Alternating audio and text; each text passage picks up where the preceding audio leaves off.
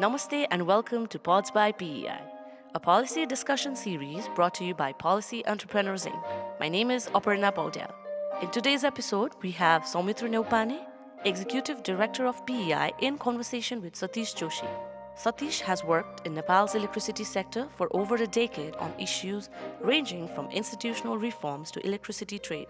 He's a founding partner at VROC and Company, where he oversees VROC's engagements in the energy sector. Before that, he was the principal manager at the Investment Board of Nepal, where he led negotiations for the Upper Karnali and the Arun 3 hydropower projects.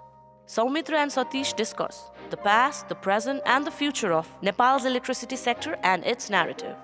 The two examine Nepal's inability to harness its hydropower potential and the impact on its economy. They dissect Nepal's hydrocentric energy narrative and offer updates grounded on the concepts of energy security, affordability, and access. They also provide insights into the future of Nepal's energy sector, considering the current global energy transition to renewables. We hope you enjoy the conversation. Welcome to the show, Satish. Great to have you here. Thank you, Sumitra. It's a real pleasure. I want to begin this conversation with the very genesis of Nepal's hydro narrative itself. So 1960s, you had Dr. Hariman Shrestha's famous PhD thesis concluding Nepal had a hydro potential of 83,000 megawatts. That was later revised to 43,000. But this whole idea of hydro imagination linked to Nepal's prosperity continues to inform policy and public discourse. I want to start by asking your reflections on this broader imagination of this narrative. What were the key policy assumptions that underscored Nepal's idea of hydro potential and how we wanted to use it? Yeah, so Sumitra, I think, this is, we're talking about a time that's way before, we were even thinking about energy or hydropower. But I think, like you mentioned, it all, emanates from Hariman Shrestha's thesis, right? I think this just illuminated the Nepali imagination that 83,000 megawatts, I mean, you think of it in the context of that time. It was just out of this world kind of numbers. And I think policymakers, decision makers, technicians all just gravitated towards exploiting that potential for our prosperity. And quite naturally, the evolution of that imagination followed the path of developing large hydropower projects. So there were numerous initiatives by the government, to undertake studies on these large hydropower projects. So there was the Saptakoshi High Dam, and there was the big Karnali Chisapani. And I think up until, we reached a point where these projects really didn't find traction and a way forward, the policy push was always about developing these large hydropower projects. And there wasn't any talk about developing small projects as a way of capitalizing on this potential. It's not to say that projects weren't developed. The Kulekhani project was commissioned in the early 80s. There were quite a few projects that were developed under government leadership, including the Marsiangdi project. But the imagination was still about large hydropower projects. Thanks, Satish. I think some of the assumptions that you mentioned in the initial formulation of this hydro potential narrative, they seem to have been kind of challenged in the decades to come. So you see several factors such as this whole idea of dams and development really taking shape during the 80s that really narrowed the focus around concerns of building large dams to the environment, the society. So that was a significant challenge. Also for Nepal's part, I think this whole idea of selling to India seemed to be another great challenge, and that kind of seemed to have limited opportunities for investment in the Nepali hydro space. Moving forward in the decades of 90s, what kind of policy choices did these contexts actually inform Nepal's movement in the hydro sector? Yeah, so Sumitra, I will actually pick it up from where you pointed out that, before the 90s, there was this twin narrative. There was developing smaller, medium hydropower projects for our own needs. but the imagination was always about big. And the modality on which they were being developed or would be developed was on bilateral modalities with India, and the obvious choice of market was India. When that narrative hit a dead end, right, with Karnali Chisapani, then I think, there was a series of events in history. When you look back, it gives us a real great perspective. So I'd like to start by saying there was obviously the democracy movement, right? There was liberalization in India. And for that matter, with the end of Cold War across the world, right? And so how did that influence Nepal? When we realized that the bilateral modality of developing large hydro was not possible, I think there was a realization within the country that we need to mobilize capital from outside of government because, as you know, at that point, Nepal as a country didn't have the financial resources or the wherewithal to develop this resource on its own. And then came, 1992, the Electricity Act. And that was really seminal because that act, if you look back on it, was way ahead of its time to attract or to have the ambition to attract private investment in hydro was new not in Nepal only, but for the world. And then that narrative led on to the Arun 3 project, right? There was big multilateral banks were really interested in financing large hydro. And in Nepal's instance, it was Arun 4. And when that failed, for whatever reason, we don't need to get into it. You and I know the history of that. The narrative then became, do we develop large hydro or small hydro? And at that point, I think it was very clear that Nepal's ambition for developing its hydro was more about meeting its needs and less about getting rich by selling energy to India or its neighbors. Right? It's not like that narrative was completely abandoned because, as you recall, in the late 90s, West Sethi, the 750 megawatt project, was also taken up by the government, and there was substantial traction. But the focus was still just small hydro. And then, when Arun failed, you had Khimti and Bhotikoshi, like the two big projects for that time. In hindsight, they may not sound big, but 45 megawatts were big projects at that point in time. So I think, to summarize, Sumitra, the 92 Electricity Act laid the foundation for what really became the independent power producers movement in Nepal. And while it took a while for it to really bear fruit, that was like a seminal moment for the history of development of hydro in Nepal. That particular point of Electricity Act, when it came, it was, as you said, very seminal in the sense that there was a lot of movement, I think uproar around that the sector is going to move forward very fast. There's going to be power produced. So at that point, I think there was also this duality that you mentioned in the sense that at one hand, you saw that the policy focus was really building towards developing small hydro, really catering to the domestic market. But at the same time, the narratives around big hydro did not actually go away. So you mentioned West Sethi. There were conversations going around some of the larger projects. It was also timely with this whole idea of developing Mahakali. So the politics around hydropower seem to have kind of developed these two different pathways where one was catering to domestic interest, whereas this larger narrative still was alive and was kept alive by the politics in Nepal.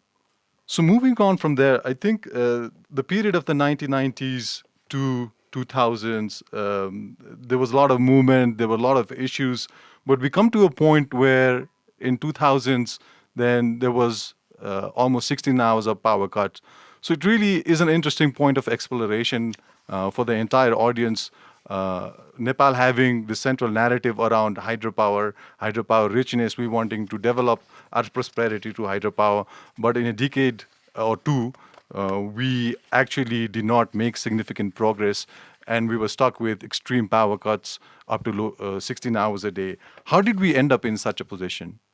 Sumitra, I think I'm not a student of history, but I think when we discuss these issues, we cannot isolate history from the conversation, right?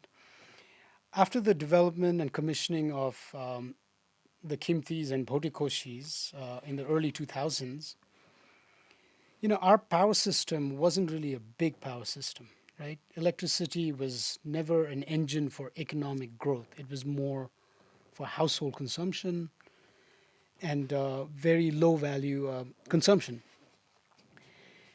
And so when you have a large project like Kimthi or a Kali Gandaki, right? In about 2003 is when Kali Gandaki 144 megawatts commissioned. We actually had electricity surplus, right? And then at that point again, there was this talk about exporting to India briefly, and then the thing with electricity is when it's there and when you can count on it, people find a way to use it, and that's exactly what happened. In a couple of years, we were actually we were short of electricity, right? And then I talked about history. Is this was also about the time when the insurgency in Nepal was really beginning to gather momentum, and the nation's attention was really not focused on economic growth and meeting our electricity needs. The attention was diverted to combating the conflict. And so even projects that were in the pipeline got delayed. And in the meantime, electricity demand didn't really abate. It just kept growing as our economy grew. And that's really what led to the chronic power shortages. You have to understand that the idea of consuming power is an instantaneous act, right? It's generated instantly and you are consuming it instantaneously. But the planning to make that instantaneous consumption of electricity happen is a long-term process. Hydropower projects take 5 years to develop on average, but there's also a gestation period of getting to that point where you can start constructing it. And I think that is where we lost it. That decade from 96 to 2006 is when we were not thinking about how we meet our electricity demand, So there were, like, I was just looking at some of the numbers, and there was no significant projects added from 2003 to 2013, about only 60 megawatts. And so you can imagine that, in a decade, obviously our power consumption demand is increasing, but we've only added 60 megawatts in the span of a decade. And from that point, we were just simply playing catch up. And as I said, it's an 8-year period before you get to the point of commissioning these plants. And that's why the period from 2009-10 till about 16, as we call them, the dark decade, was when we suffered the most. Satish, I really want to hold this conversation here. You mentioned dark decade, and earlier you mentioned about Nepal's policy effort in the liberalization process being really way ahead of time. If the policy was really way out of time, so why did not that capture the needs and requirements, and why did not set a policy direction for Nepal for the next 20 years? I mean, my understanding is that there were certain failures in policy by which we could not develop projects in time, right? So you mentioned that it takes around 5 to 7 years as a gestation period to build projects. There was the conflict, but it almost feels that there had to be some anticipation back in the 90s to actually see that there's going to be a power requirement moving forward, and that push actually did not happen. What is your view around this? That's a really hard one, Sumitra. I think if I was to really look back on it, you know, while I still stand by the fact that the policy of '92 that came out on liberalizing the hydropower sector was groundbreaking. It takes time for that policy to translate into action, right? And there was immediate action. We were able to mobilize foreign investment for over 100 megawatts of projects as a result of this. But in terms of domestic independent power producers, I think there was a crisis of confidence that, one, there was, NEA was the only entity that were building hydropower projects. Now, when you opened it to everyone, the ones that were developing these projects in other jurisdictions came and they built their projects in Nepal. But for local producers, it took time, right, to develop that confidence that yes, we could build these hydropower projects. And then when that is intertwined with the conflict period, that whole period from 96, 97 to 2006, everything just came to a standstill. Like even projects that NEA was building, there was significant delays like Mid-Marsiangdi. So I think I would point it as a crisis of confidence that was not helped by the conflict. So it would be fair to say that the policy was there, but the entire ecosystem, including the capacity of developers, the financial markets, other regulations, enabling environment, they did not actually exist to drive the sector forward. So hence you had one or two foreign investments that came in, and you see Bhutikosi and Khimti come up, but other hydropower developers, especially on the Nepali side, they could not actually motor through with the process. That's exactly what it is, right? There was the financial constraint. And I think I'm glad you brought that, because what changed that was Chilime in 2002, right? While Chilime is like the poster boy for, the IPP movement in Nepal, right? And I say that the poster boy, even though it was actually developed as a subsidiary of NEA, it actually made people realize that, look, we can develop a project of substantial size, we can mobilize domestic investment, and we can do it with domestic resources, technical resources. So that really, I think, changed. That was a game changer with Chilime. Satish, can you elaborate on the Chilime hydropower project a bit? Sure, Sumitra. I think it deserves a little bit delving into. So Chilime is a 22 megawatt project, right? It was commissioned in 2003. I think there was a deliberate choice and effort by the government to slowly back away from developing generation projects, and really focus its efforts on rural electrification and the downstream infrastructure.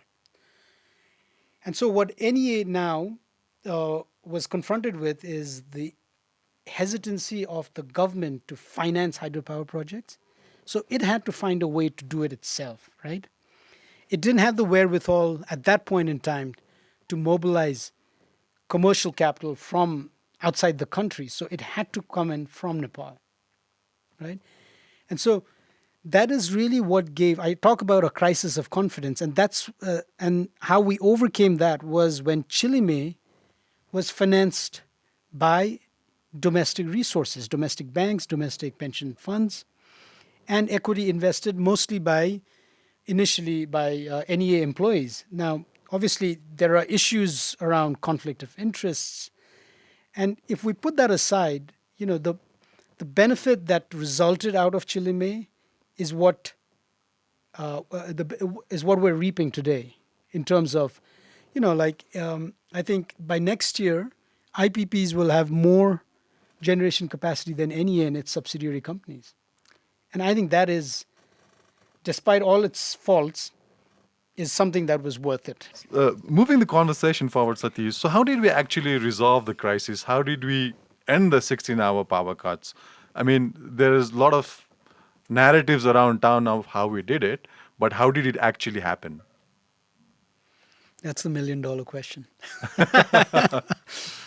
No, actually, wasn't it Kulman Gising? I don't know. Was it Kulman Gising? Well, I think he does deserve a lot of credit for it, for sure, right? But there's enough credit to go around and be shared by a lot of people and a lot of institutions and events that happen. So let me begin. So we're having 12, 16-hour power shortages, right? And it's interesting because the narrative you talked about actually comes back over here. Our whole hydro narrative is driven, as you said, around how we can get rich by exporting electricity, but how the load shedding ended was by how we imported electricity. So in around 2016-17 is when the first major cross-border transmission line was commissioned, the Muzaffarpur-Dhalkebar line, that allowed us to have the infrastructure to be able to import power on a substantial quantum. So that was one, right? And I think as soon as the load shedding at that point was a result of a shortage of power, right? We have a different situation now today. But at that point in time, we just didn't have enough electricity. So once we had the infrastructure to bring in power from India, there was a lot of things that actually kicked in a virtuous cycle. So as soon as we were able to bring in power from India, the system planners, of which Kulman sir is a great student of, he studied the system, and what it allowed him to do is he first provided uninterrupted power to the households. Now that was deliberate, and maybe there was a political dimension to that, but I think even from a technical perspective, that was the right thing to do. Because as you recall, we all had these inverters that charged these, when we had lights for 3-4 hours, we charged it, right? Now, just remember that when you charge a battery and you discharge it, 40, sometimes as much as 40% gets lost. So we were losing 40% of our energy in the charge and discharge process. So as soon as we didn't have to do that in the household, suddenly like 50, 60, 70, 100 megawatts of power appeared in the system that was just getting lost because of the charge and discharge cycle, right? So as soon as that happened, he was then able to now provide power to other consumers, including the industries. So I think, I would say that the commissioning of the Muzaffarpur-Dhalkebar line and having someone at the helm that understood the power system very well and had the political backing to cut off power from industries and actually just give it to households, right? Because as I said, that kicked off this virtual cycle that about 60 megawatts that was being lost could now be available for industries. But if you had done it the other way around, we would still be, losing that 60 megawatts. So I would say, three things: Kulman, Muzaffarpur-Dhalkebar line, and the backing that he had to do what he needed to do. Not necessarily in that order per se, but those are the three things. So imports from India did actually play a major role in ending the crisis. Absolutely, right? But I think the good thing we did is, I want to actually go back to 2008, right? When the conflict ended, there was exuberance about hydropower development again restored, both from a domestic perspective as well as from the export market potential perspective, right? If you recall, Sumitra, 2008 was the time when the Indian power market was really coming into its own. After the 2003 Electricity Act in India, by 2006-07, the power exchange market in India was developing. They opened for business. And there was a lot of enthusiasm about this power exchange. And power was actually trading for as high as 8 rupees, 10 rupees on certain blocks of time, right? So suddenly there was renewed interest, not only from within Nepal, but even from developers and business interests from India to use Nepal's hydropower to capitalize on this export potential, right? And this was the time. I love to call this the gold rush of hydropower. You had hydropower developers riding on choppers, circling rivers, looking at bends and saying, okay, this is the site. And they would get it. So that was the level of enthusiasm that was there. And that all paid off post 2016 because projects that were canvassed and reconned at that point in time slowly entered the development phase. They got their licenses, they got their power purchase agreements, were able to finance it. And after 2016 is when these projects were beginning to be commissioned. So yes, export was the catalyzer, but the domestic generation is what actually continued to fill that gap as our demand increased and we tried to begin offsetting some of that imported power. This is around the same time that you and I were kind of working on different sector issues ourselves. So the conversation I used to be part of, and I'm sure you were also part of these conversations, was that the momentum that had generated post conflict in Nepal and the enthusiasm there was around hydropower, there was a need to look back at what our policy focus was and then kind of revise that policy framework to move forward, give that another push. So what do you think were the learnings, and were these learnings really actually translated into the policy revision process? So there's definitely been numerous policy impetus since 2008, for sure, right? But have we actually learned anything from that, from the lessons of history? I'm a little skeptical about that, which is not to say that the policies were not right or not appropriate. I think the most significant one, I mean, we've had several attempts at revamping our Electricity Act, but there have been some policies that have actually come into place. The Energy Development Decade policy, which was a response to the blockade. I think we've reaped some benefits out of that. That has really translated into some significant action on the ground, including, it's outlined a vision for the type of generation mix that we need to have. And I think for listeners, when I say generation mix is, hydropower projects are of different types. There are ones that are run of the rivers where, you just generate based on the flow in the river. There are peaking run of the river projects where you hold water for a couple hours, a certain amount of time, and then are able to generate power when you need it. Very important for the system. And then there are storage projects that do it for an entire season, where you store water for most of the wet season and generate when you need it in the dry. So the Energy Development Decade policy identified a target for this, like how much we need in the system. Now, that was a good first step, but have we actually accomplished those targets or even made substantial progress? And that's where when I say I'm skeptical if we've learned our lessons is, we have the capacity, the appetite to develop run-of-the-river projects. And so we've added significant capacity in that category. But what we need now in the system, and what's more valuable, even if we were to export it in India, is power that can be dispatched when you need it, which comes from the peaking run-of-the-river projects. Or storage projects. And in that area, we haven't really made much progress. There's been a significant addition in terms of the project that NEA subsidiary Upper Tamakoshi, the 456 megawatt project. That's a peaking project, and that's immensely valuable for the system. We can generate 456 megawatts for 4 to 5 hours, even in the dry season, when we need it, right? And that's allowed NEA to really optimize its trading strategy.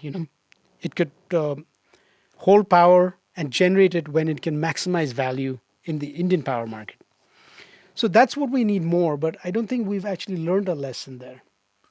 So very interesting point, Satish, because you say that the system requires storages and peaking ROR projects, whereas we have run-of-river projects. We essentially do not dam and hold the water. So why is it that we were so invested in building ROR projects, and then we could not in time develop adequate peaking and storage projects?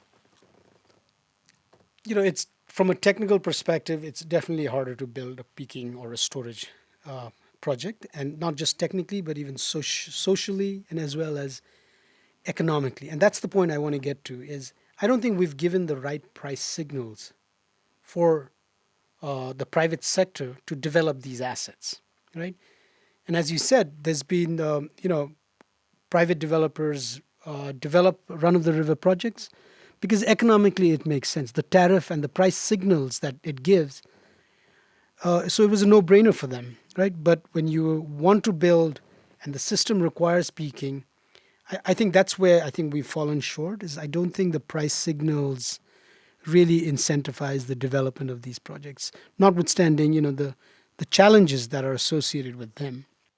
So this is the second thing that really seemed to crop up in this brief period of transition of the Nepali hydropower sector is one, this realignment of the renewable energy discourse.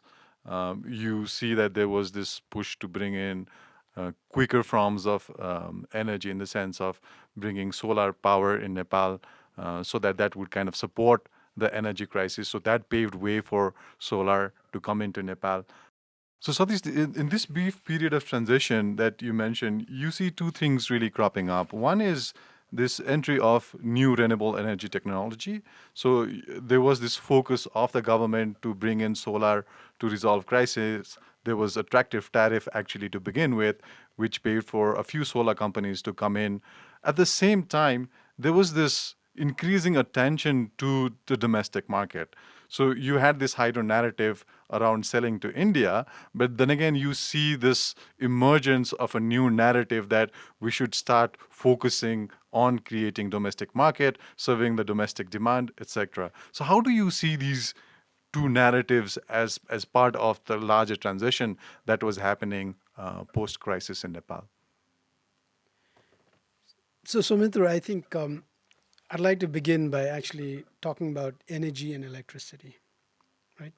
So, we're today in a situation where we're a net exporter. So, we do import some during the dry season, but we export way more during the wet season. So, we're a net importer today as we stand today, right? Of electricity. But electricity only meets a small fraction of our total energy needs, right? And so when we stand here today, and look forward, we're talking about a surplus scenario where we would be surplus year round. We would have surplus. And I think this is where the narrative is a little distorted. And I think this is where sometimes Nepalis feel like we don't get due value for this energy, because we're kind of building a narrative that this is surplus energy or electricity. And it's not. It's not. Because even today, I would go on a limb out there and say, and I've studied the system, we work with NEA a lot, that there's at least 1,000 megawatts of unserved demand. Right? So how can this energy or electricity actually be surplus? It's not. We just haven't found a way to get it to where it needs to be consumed. Right? So I think we, as Nepalis, we have to really revisit this surplus narrative. We're not in an energy surplus scenario. We're definitely not. And I think the focus now, because standing here and looking forward today, I see a scenario where in 2 years, Soumitra, in 2 years, we would be having more electricity. I'm going to call it surplus, even though I said I shouldn't, than we consume today. Now just think of that. In 2 years, 3 years maybe, if we stretch it, we will have more surplus energy than we consume today. Very interesting you talk about surplus, and maybe it's good to hold the conversation there and kind of dissect it. I find it very difficult to work with this idea of surplus because I look at the numbers around per capita electricity consumption in Nepal, which in South Asia remains really low. I mean, we are under 500. And then you look at energy access, but the quality of electricity is not there. There was this recent report that came from the private sector in Nepal that said that still around 68 or 70% of businesses in Nepal were running gensets from fossil fuels. And here we're talking about surpluses. So how are we to interpret this paradox of surpluses and an underserved demand in the domestic market? So, Samitra, I'd like to actually take you back to 2016, right, when the expectation in the country was rock bottom. And when I say expectation, from the energy sector, from NEA, we were okay with, if 18-hour load shedding was more like, if it was 6 hours, we'd be fine with it. But, Kulmansur, NEA, they work their magic, whatever. And so now people have come to expect 24/7 power, right? And they've not only come to expect it, but they've also experienced it. And what that does, from a consumer perspective is, once you can count on it, you start actually incorporating devices and your lifestyle choices in such a way that you start consuming more because now you can rely on it, right? And so what the end of load shedding and the availability of power 24/7 did is actually started shooting up demand, right? And this demand doesn't materialize right away. It takes people a few years to get comfortable with the availability of power. So that's what we're experiencing in the last 5 years since the end of load shedding. Is there is going to be a steady demand of electricity. Our focus in this last 5 years, I'd say, was still primarily on hydro generation, whereas the focus should have actually shifted to work. Because in 2016-17, if you look forward, you saw this scenario that we would have a lot of electricity, right? So our focus should have been turned to how can we use that electricity, or how can we distribute and transmit that electricity? And that's where we've fallen short in the last 5 years. You talk about lessons, that's one primary lesson. Because, the narrative is very romantic about like 10,000 megawatts in 10 years. It's a very generation-centric Yeah. narrative. Whereas the narrative should have been, how do we distribute and transmit 10,000 megawatts, not generate, because that is going to happen, right? NEA has signed over 6,000 megawatts of PPA. They're going to sign another 1,500, 2,000. So that's going to take care of itself, right? But how do you consume this electricity? So I want to go back to the energy transition, right? We're seeing a generational shift, a transition now, right? And if we don't build the transmission and distribution infrastructure to be able to do that, we are experiencing load shedding now. It's not the debilitating type of load shedding that we had in the past, but power is having to be curtailed in different parts of the country to different segments of the customers. So, Satish, we ended the load shedding, and there have been some recent developments, more around Nepal having seasonal surpluses and the possibility of power traded India. It almost seems that the sector has made kind of significant progress from where it was a decade ago. What is your current take on the state of the sector today? So, Mitra, I'm more optimistic today than I ever was about the electricity sector and the energy sector. And I say that for a couple of reasons. One, the NEA is central to this electricity sector, right? Whether we believe that it should be that way or not is a different point, but it is central.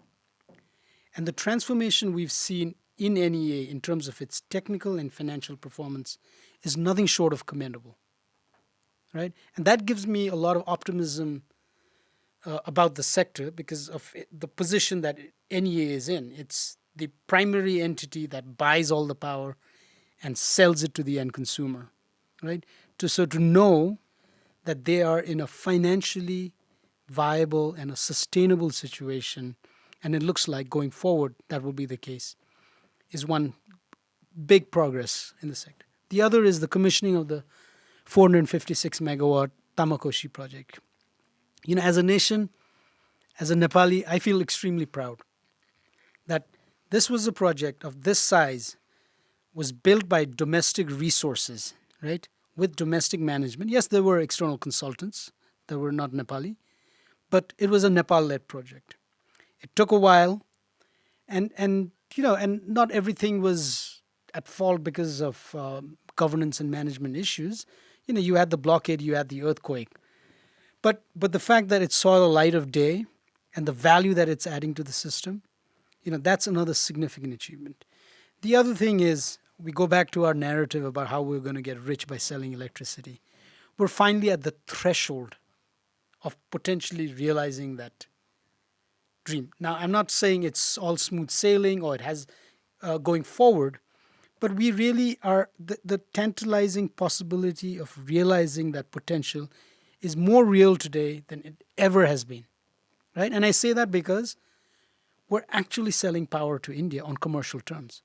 We're accessing a market mechanism to sell power to India. The other thing that I'm really optimistic about, and maybe this was not the model that we would have wanted to sell to realize our selling hydropower and getting rich narrative is the progress that is being made on the Arun 3 project that is being developed by an Indian developer, SJVN. That's a 900 megawatt project. It's about 60% complete. There's been substantial progress on the transmission infrastructure to take that power across the border. And then, related to that, and I have a fondness for these transactions because I was very much involved in the negotiation of these agreements. Is I'm actually waiting for the other project, which is the Upper Karnali project, and I'm optimistic that we will even be able to sell power to Bangladesh on commercial terms. So you put all that together, Samitra, and if you're not optimistic, then I'd say you'd never be an optimist if those don't give you room to be optimistic about. Satish, your optimism, does it stretch to a point that kind of also accommodates the fact that there is now an enabling environment in Nepal for investments to come in to develop these different key infrastructures, not just on the generation side, but on transmission, distribution, etc.? I'm optimistic, but I'm also realistic, right? And so we're not quite there, I think. I think the government still needs to do more to really get foreign investment into the sector, and not just in generation where there is substantial involvement of foreign investors. But I think it's time we actually start exploring the possibility of engaging the private sector and foreign investors in the transmission segment. Now, I talked about the challenge that NEA faces, right? It's the sole entity that's building this network across the country. And I think it could use some help building that infrastructure. There are various models that we can use. It's not like NEA we need to bust that monopoly.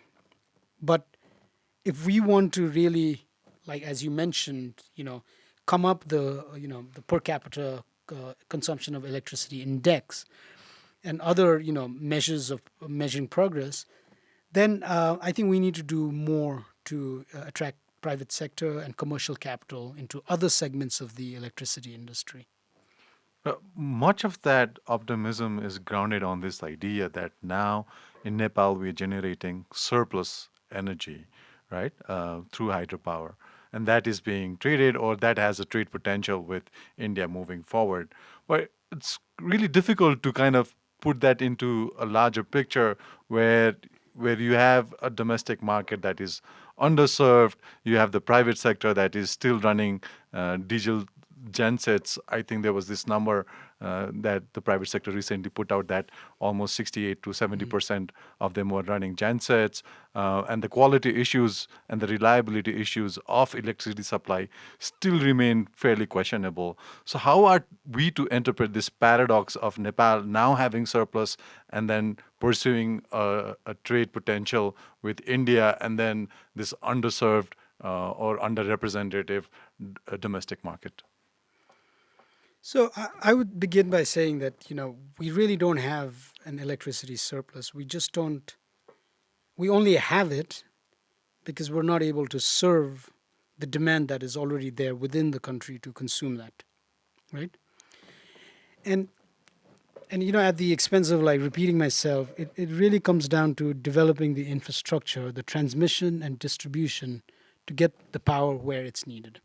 I talked about the transition and the consumer expectation that has translated into increased electricity demand. But that will only go to a point, and I think we've reached that point right now. Until there is an improvement in the reliability and the quality of power, I think the next quantum jump in electricity demand will not materialize. And this is where I think our focus now should shift from. I mean, I'm not saying that we abandon generation. I think that's going to take care of itself. But the focus should be now on developing this transmission and distribution infrastructure. And we're all too familiar with the challenges there. No one wants any of that ugly infrastructure in your own backyard. That's not only Nepal's unique problem. It's universal, right? But But we have to figure out how government agencies forget, the right of way acquisitions for transmission line and the land acquisition from private owners. The government itself needs to be more cohesive in how it approaches this problem. It's almost like the Ministry of Forestry has a mandate to increase forest cover, and the Ministry of Energy has a mandate to increase electricity consumption, right? And those two have policies that are at loggerheads. And that, I think, we can't really ask others to clean their house until we clean our own house. So the government, until it resolves that duality in its own policies, I don't think we're going to really be able to make a lot of progress or the type of progress we need. And so we'll continue to have surplus, not because we can't consume it, but because we can't figure out a way to like distribute it within the country, which is really tragic because we have the infrastructure to be able to export it, but we don't have the infrastructure to be able to consume it. So I think that's a major area of focus, or it has to be a major area of focus, effort by everyone, especially the government. So this beyond these issues of policy that might enable projects, especially on the transmission side, to move forward really quick, and that might add value to the entire sector. For the benefit of the listeners, would you also kind of elaborate on the costs that are required to build these infrastructures? We heavily talk about the costs that are involved for building generation projects, but this whole idea of investments in infrastructures, critical infrastructures, especially transmissions, are kind of underrepresented in the investment discourse. So would you want to elaborate on that? Yeah, sure, Samitra. So I think, just like in hydropower, the metric is usually, $2 million or 20 crores per megawatt. There are similar metrics in transmission depending on the capacity, but let's say for very high voltage lines, it's $1 million a mile. It's around that ballpark. But that's not the only cost associated with transmission line, right? That's the technical component for the poles, for the wires, for the substations.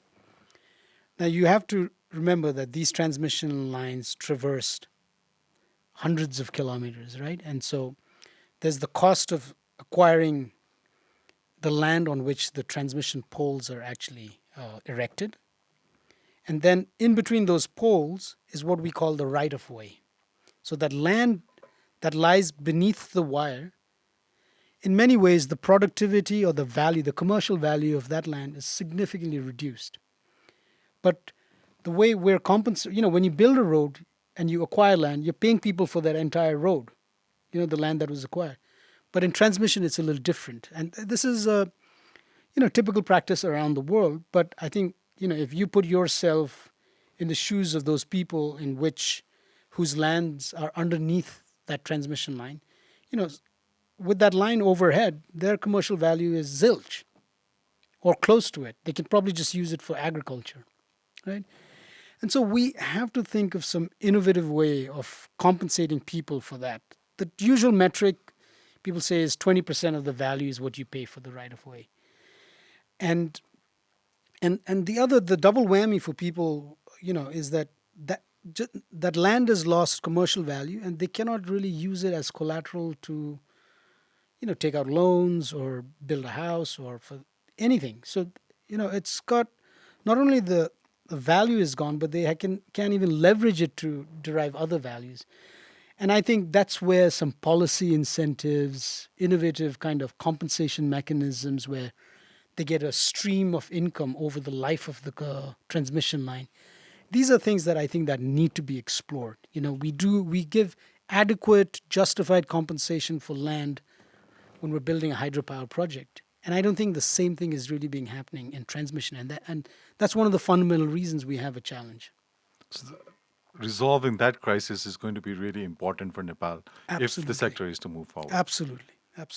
So, Soumitra, I think there are two. I think there are two fundamental reasons why that's the case, right? One is the institutional arrangement. The Ministry of Energy really is just the Ministry of Electricity. what constitutes more than 24, 27% of our energy consumption is actually managed by another ministry. This is the Ministry of Commerce, Supplies and Industry. So I think that's one disconnect. But the more important one is the incentives. And when I say incentives, I mean the commercial incentives. That's purely about hydro generation, right? From the licensing to the development of the project and the commercial arrangements that allow for the development of hydropower projects, it's natural that people will only gravitate towards the commercial incentive. Whereas, biomass, I mean, come on, there's no money in that. I wouldn't be talking about biomass when I talk about energy if there was no money to follow on that. Well, would it be fair to kind of assume that at our policy space, we've not been successful to capture that discourse around energy? There's bits and pieces still lying around that need to come in to this larger narrative of energy and hydro kind of being placed within that narrative. Absolutely. Hydro is a component of that broader energy narrative, and we need to expand the energy narrative to include all kinds of energy. And I think that's where some realignment, and it cannot really happen without some realignment at the institutional level. That's what I believe. You have been listening to Pods by PEI. I am Aparna Paudel. This is a quick reminder to all of you to do us a favor by sharing us on social media and leave a review on Spotify, Apple Podcasts, and Google Podcasts, or wherever you listen to the show. More from our guests when we return. Welcome back to Pods by PEI. I am Aparna Paudel. Let's get back to the show. Moving the conversation forward, Satish, it almost feels that this entire fascination with hydro, the energy discourse also being kind of really centered around hydro, the policy space, the institutions also being really focusing on hydro, that might kind of lead to certain challenges moving forward. If you are to take into consideration things like climate change and how that might impact the sector tomorrow, is something that I am still grappling over. I've talked to several developers who state that climate change is a growing concern. We've seen in the news that several projects have been impacted with reduced water flows, and that has kind of impacted their own business prospects. We've also seen global examples of really landslides and floods that are impacting these power systems, including recent examples in Uttarakhand and elsewhere. So, what does climate change have as an implication for where we want to go with our hydropower sector tomorrow? So, Mitra, before I address your question about where we want to go, I just briefly want to talk about the impact that climate change could potentially have. You're absolutely right. We're putting all our eggs in one basket. We need to talk about the broader energy security agenda. And, that's where we talk about the diversification of energy sources. But in terms of the impact of hydropower, of climate change on hydropower, I think the jury is still out there. It's an evolving science. But we can't be certain about how it's going to impact, but we can be certain that it's going to have an impact, right? And there's some studies that the World Bank and ECMOD have done where some of this is one of the most comprehensive study that's been done. And the conclusion is that as a result of climate change, as things warm up, it's actually going to have a beneficial impact on Nepalese hydro. Remember, these are perennial rivers that are served during the monsoons, obviously, with the precipitation, but in the dry seasons, it's by snow melt. So as things warm up, we're going to have a longer period of snow melt, right? So we're going to have increased generation during periods when snow is melting, right? Which is a good thing because that means we'll have more dry season power. Also, it's still unclear how climate change will impact the intensity of and duration of the monsoons itself. There's evidence to suggest that they are changing, but there's no conclusive evidence about how it's changing. So I think until the glaciers are there, the snowpack is there, it's going to have a beneficial impact. And I think the forecast is, I think till this century, it should have a beneficial impact. And then after that, I think it's a cliff. But the predictability element of all of this, I would imagine, is very low. I mean, because I've seen pictures of glaciers. So you often see these pictures in social media versus glaciers then and now, and it almost feels that the glaciers have significantly reduced. I concur to the fact that the science is still kind of catching up, and we don't have a conclusive answer. But talking to people who've made investments in projects and their concerns, I think it almost feels very realistic in the sense that that impact of climate change is being felt. Future concerns, things like the investment requirements that will be necessary to make our infrastructures more resilient. I was talking to one of the developers very recently, and he was mentioning that projects tomorrow might be required to develop their infrastructure to a quality standard that kind of observes 100-year flood return cycle, whereas currently infrastructures are being built on a 50-year flood return cycle. So that intensity of water could be a very big thing. You're absolutely right, Sumitra. I think we, in the past, have not incorporated the resiliency element, or we have. When you're building structures like this, you don't have an option not to. But the climate dimension is something that, as you said, is really evolving, right? And I think that's going to have, like you said, an implication on the cost, right? The cost is one element, but the resilience aspect, like you said, you're talking about 50 years, probability of maximum flood design. You're having like 200-year floods within 3 years. How do you explain that, and how do you build structures that can withstand or are resilient to those kind of events? Those are definitely going to have cost implications for sure, right? And this is where I want to address your earlier question about how do we ensure, given all this, um, that we're not being more vulnerable in terms of our energy security, right?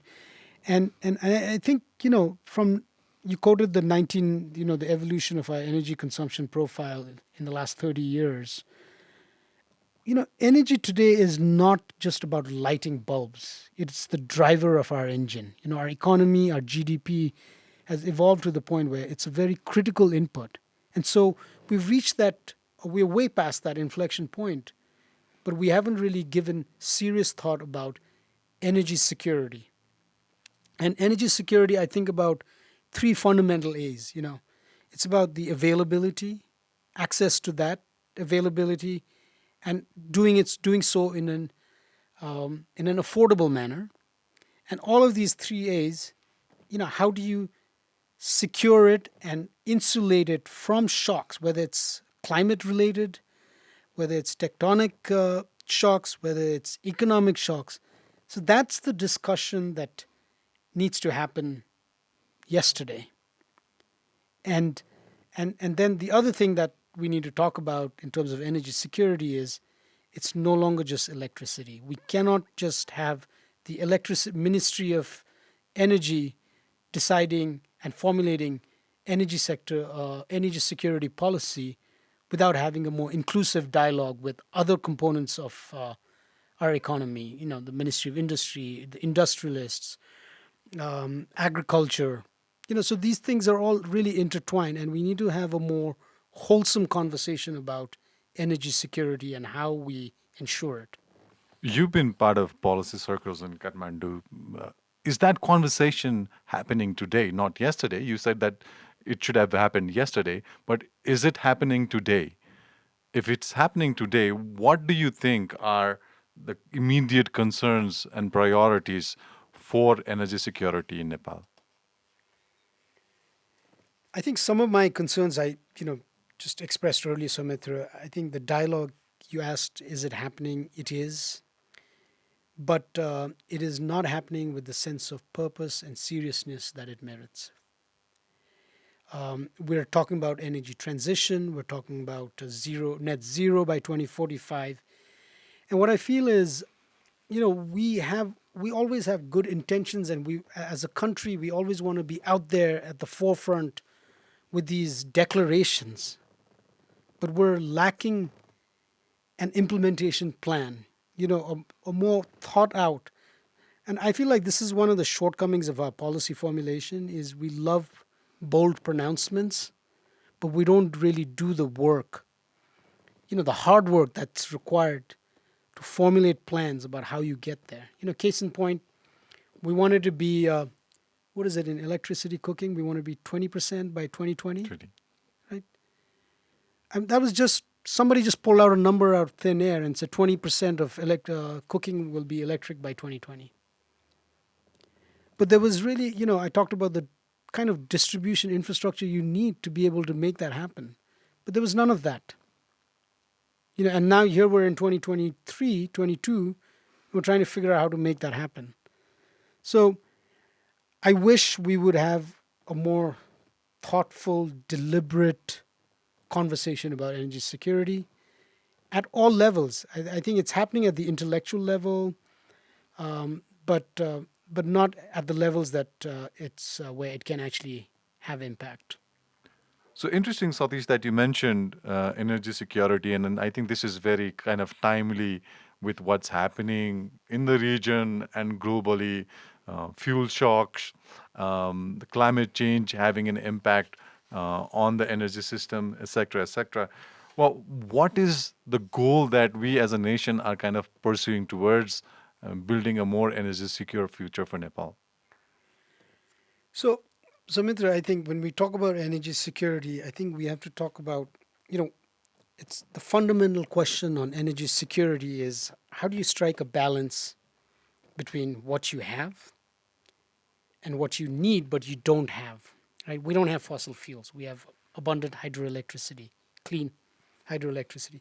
So it's about balancing, and then there are trade-offs.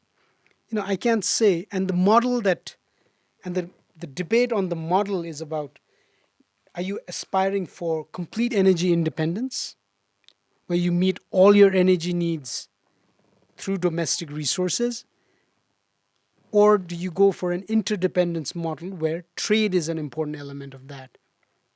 Right? I'd say that complete energy independence is a mirage. Right? It's not possible. Why would you want to elaborate on that?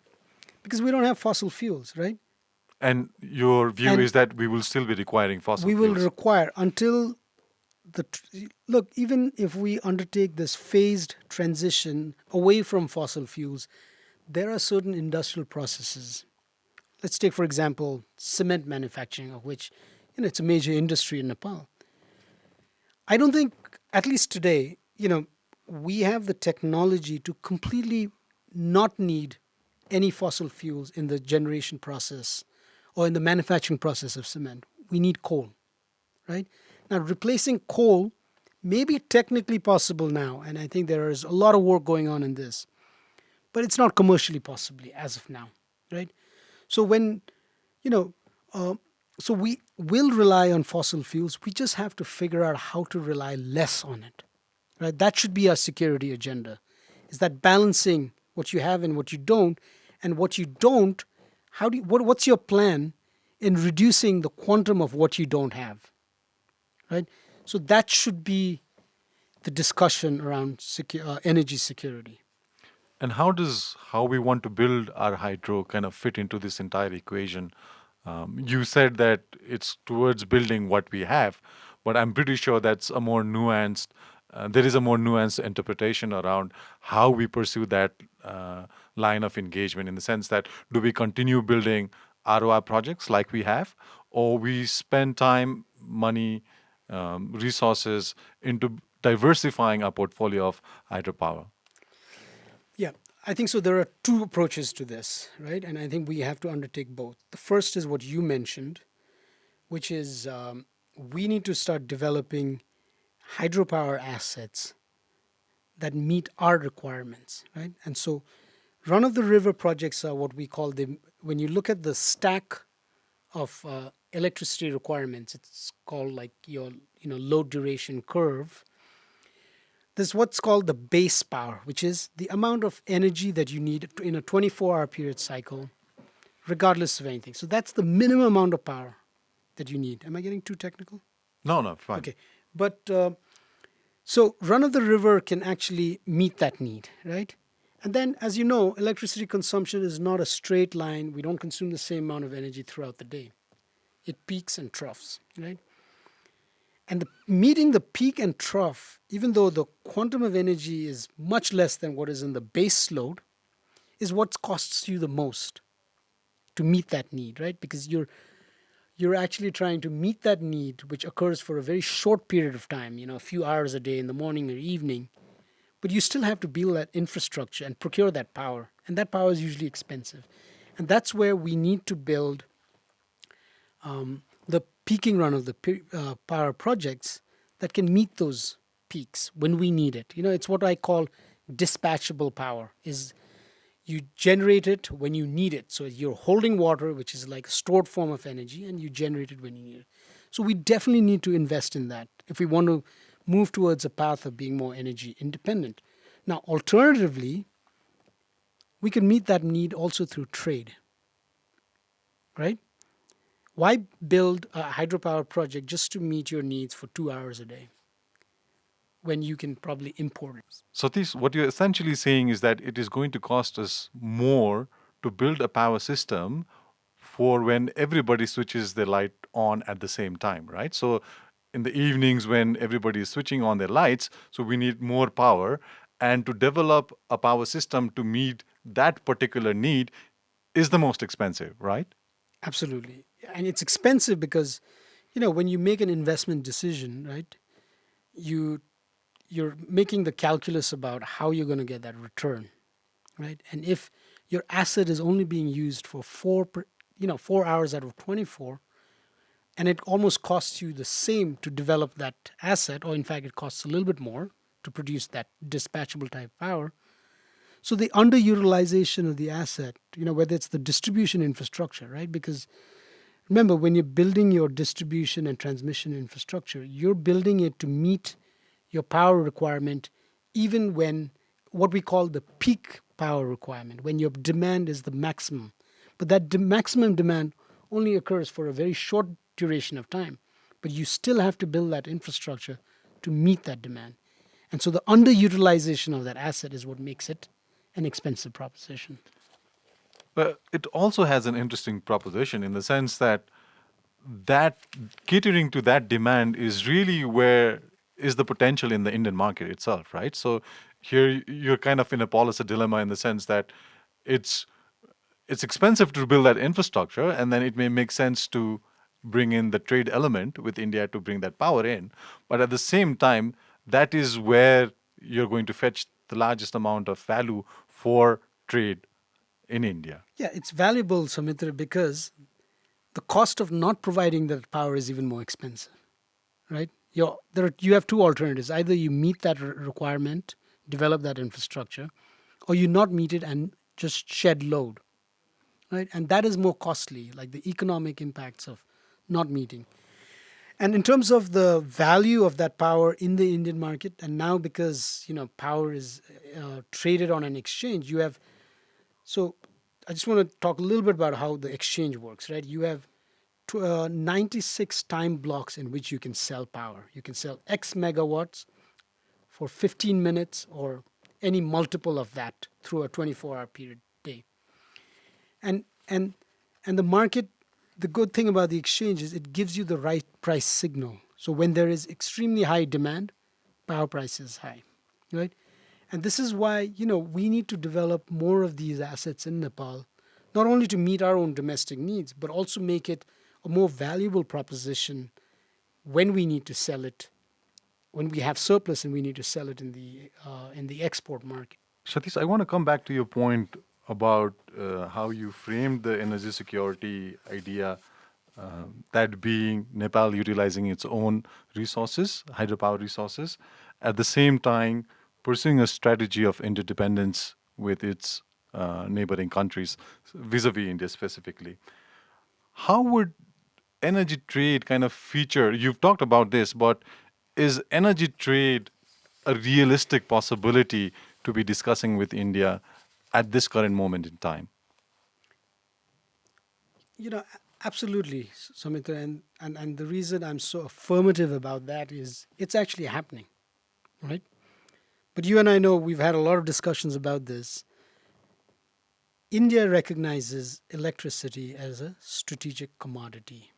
And what that means is it's not going to be, or it's the trading of electricity is not going to be solely governed by commercial principles, the dynamics of the market, right?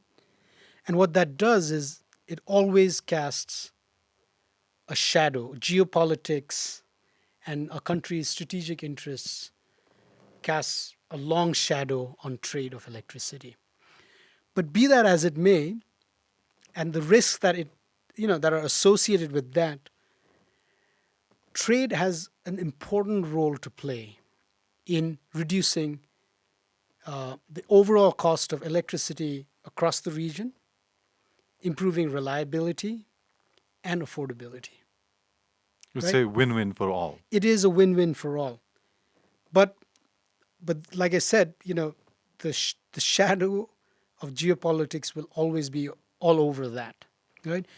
But the risks notwithstanding, I still think that trade can benefit is a win-win for all of us in the region. One, because it reduces the overall cost. Second is it can play a very important role in meeting the decarbonization goals of all countries in the region, right? And it's not only for Nepal by exporting our electricity and offsetting emissions from coal-based production of power. Even for Nepal itself, we need to undertake a phased transition away from fossil fuels wherever it's technically and economically possible, right?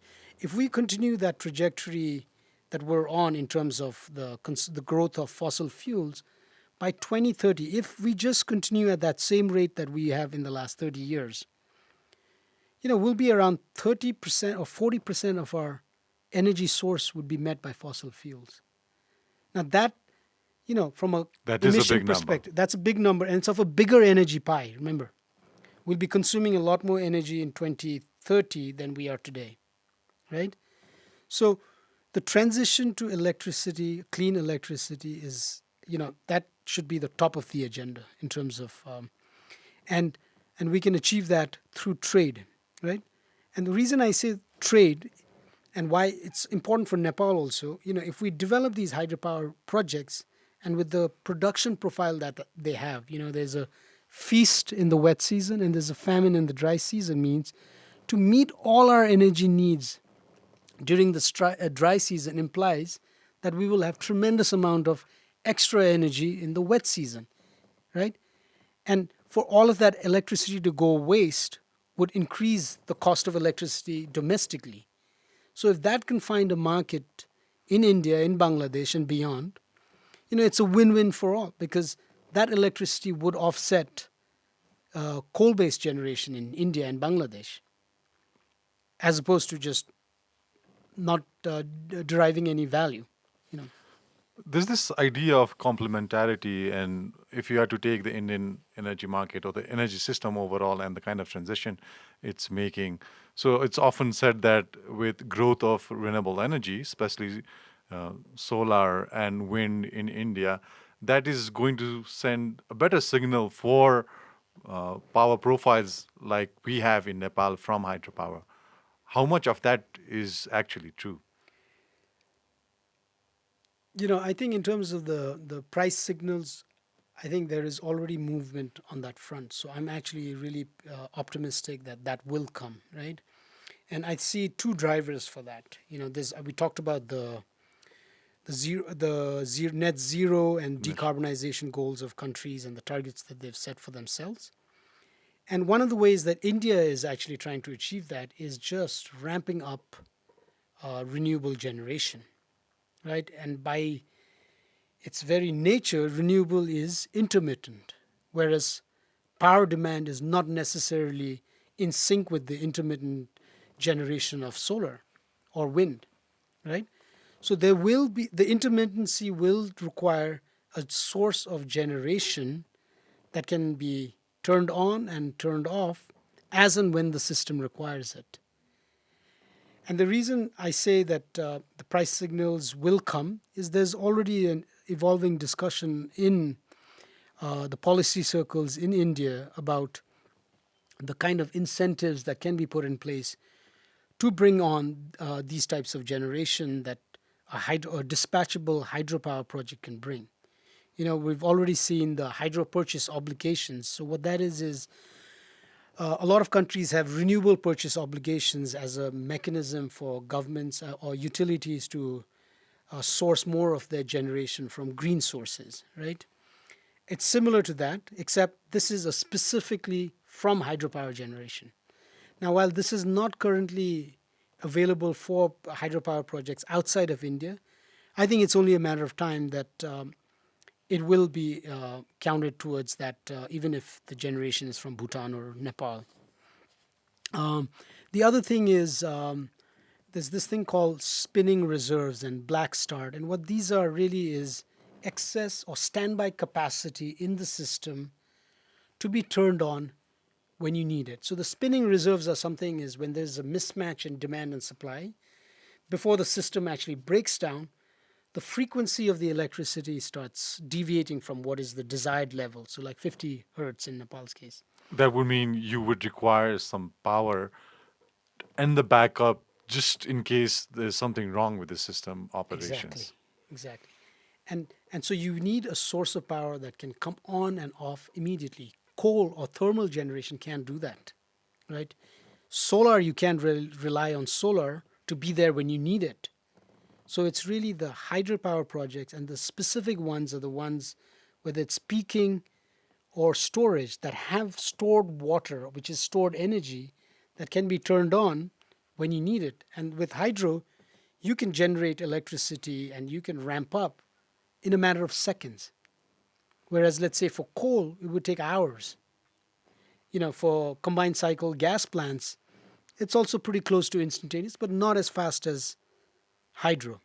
So really, the signals, if you are to see the regional markets, our own security agenda, climate change, the signal is towards building specific type of projects that we are currently not building, right? So this would include peaking run-of-river projects or storages, projects that are way too expensive, have larger footprints, may have larger environmental and social costs.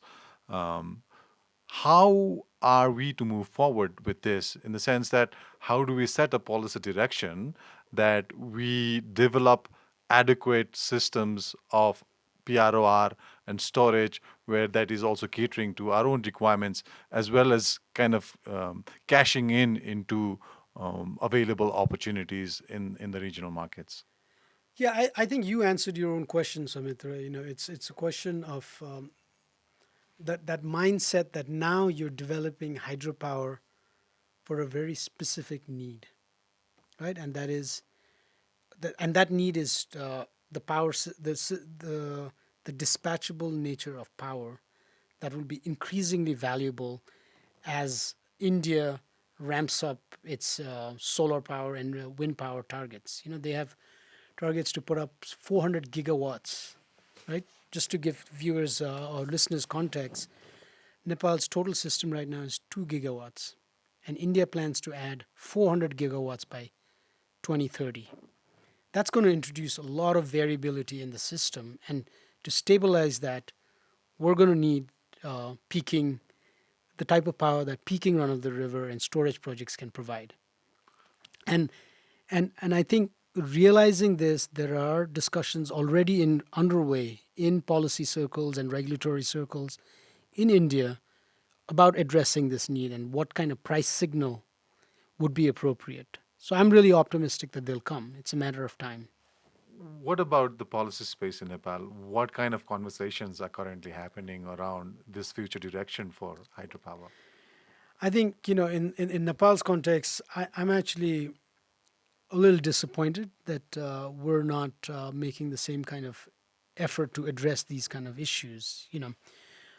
Just case in point, there was a recent decision by the cabinet to adjust the generation mix targets in favor of having more run-of-the-river projects. So what they did is, for instance, if the target for peaking ROR projects or storage was, let's say, 35%, they're like, we're not going to build storage projects, so might as well build more ROR projects. So let's take 10% of that 35 and add it to the ROR target mix. And I think that's a little disappointing because we're taking the easy way out, and we're taking the easy way out to a point where we're actually developing projects and products that aren't going to be of significant value in the markets where these products are eventually going to have to sell their product. Finally, Satish, to end our conversation, what would you say are our key priorities moving forward? So, Sumitra, I would like to see efforts towards an accelerated transition of our energy consumption away from sources that we don't have, and reduce our reliance on imported fossil fuels. And the way we can do that, like I said, is accelerate the energy transition. And there are only three or four things that we really need to focus on. First is, how do you supply reliable, quality power, right? The transition is not going to happen without that. So we need the transmission and distribution infrastructure for sure. And we need to really focus on PROR and storage projects. So that's one. Now, how do you get that kind of infrastructure? We get that infrastructure by better planning. Unfortunately, in Nepal, the history has been that planning is never been organized. It's always been ad hoc, responding to crisis. So we need to have better planning to develop the kind of infrastructure we want. And that infrastructure is going to cost money. And I think we need to do some work on the market structure and design of our electricity sector if we want to attract capital to develop these infrastructures, right? And that's not to say we need to make really radical steps. We could do some very minor policy adjustments. We could have open access regulations that allow generators and consumers to use NEA's infrastructure, so their transmission infrastructure, to sell power either to India or to another consumer in the network, right? So some minor regulations like that on the policy front, and to improve the market structure. And we need to continue to push the trade agenda because, like I said, it's a win-win. We just need to figure out a way to insulate it from the shadow that geopolitics casts on it, right? And the other thing is we need to diversify our energy mix. We cannot just be hydro, right? Trade will bring about diversification, but even internally, I think we need to look at other sources of generation. I think that's it. Excellent point, Satish. Thank you so much for your points and insights in today's conversation. Thank you for having me, Samantha. Thanks for listening to Pods by PEI. I hope you enjoyed today's conversation between Soumitra and Satish on the changing narratives of Nepal's electricity and energy sector. Today's episode is part of PEI series on the past, the present, and the future of Nepal's energy sector. It was produced by Nirjan Rai with support from Saurav Lama, Khushi Hang, and Shantanagar Koti, along with Itisha Giri and Brikuti Rai from Boju Bajai team. The episode was recorded at Cat Jazz Studio. Our theme music is courtesy of Sanjay Shrestha from 1974-80. If you liked today's episode, please subscribe to our podcast and be informed about our latest shows. Also, please do us a favor by sharing us on your favorite social media and by leaving us a review on Spotify, Apple Podcasts, and Google Podcasts, or wherever you listen to the show. To catch the latest from us on Nepal's policy and politics, please follow us on Twitter at tweet2PEI and on Facebook at Policy Entrepreneurs Inc. You can also visit www.pei.center to learn more about us. Thanks once again from me, Aparna Paudel. We'll see you soon in our next episode.